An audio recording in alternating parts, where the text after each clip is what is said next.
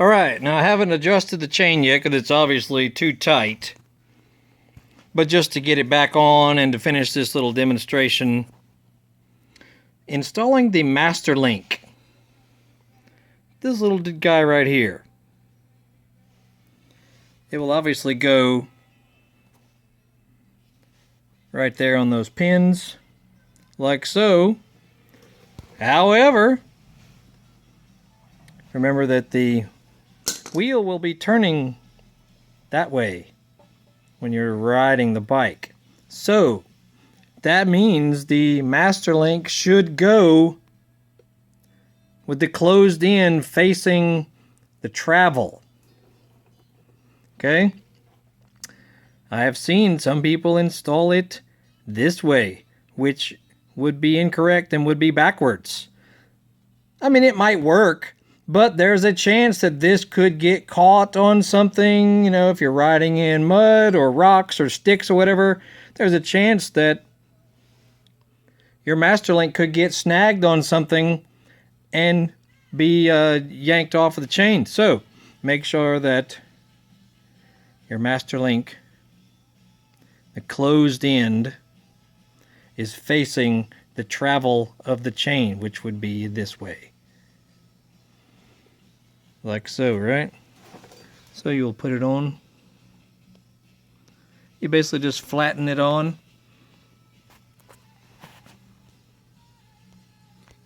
If I can get to focus, right? You'll start it right there.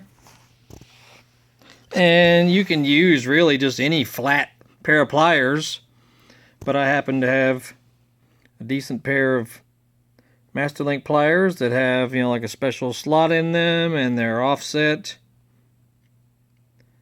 Makes the job a little easier. Don't know if I can do this one-handed.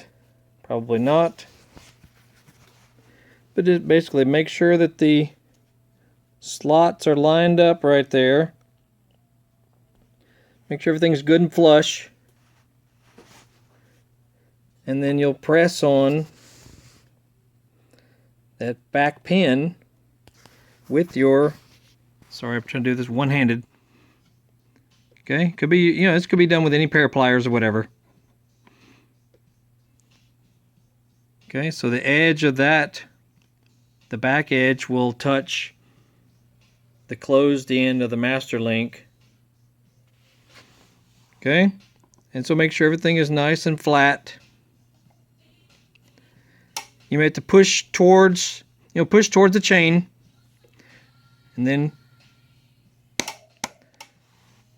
push it tight, and then I like to make sure, make sure that that booger is snapped on there. It probably is because there are little slots in these pins. There are two little slots for the master link to slip into. I just like to make sure, though, I mean, I've been lucky. I've only had one chain come off in 40 plus years of riding, and who knows why it happened. But that could be a booger.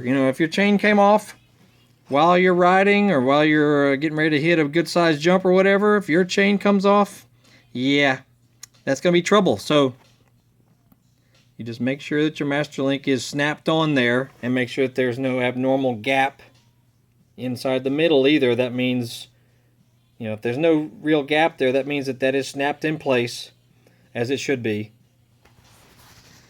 And then notice the travel of the wheel would be this way. Right? And then it's time to adjust the chain, which clearly I have not yet, because that would be way too tight. We typically want around 2 inches of slack from about right here. It needs to be able to go up and down roughly 2 inches, which, a simple way is, I typically, my fingers, aren't very skinny, so I can use 3 fingers, and if the chain will slacken up with 3 fingers in there, and no more than that, that's usually about right. But if you want to be real technical about it, roughly 2.1 inches is the proper amount of chain slack. And I saw a guy riding the other day, his chain was this tight. And that's way too tight, dude. you're asking for trouble if you ride with your chain extremely tight. And if it's really drooping down here at the bottom, extreme droop, that means it's obviously too loose, which also could be bad. So, you know, keep an eye on your chain slack. And that, of course, is adjusted right in here. That's why we have these notches, so that you can line up both sides of the wheel, because you don't want the wheel to be cockeyed.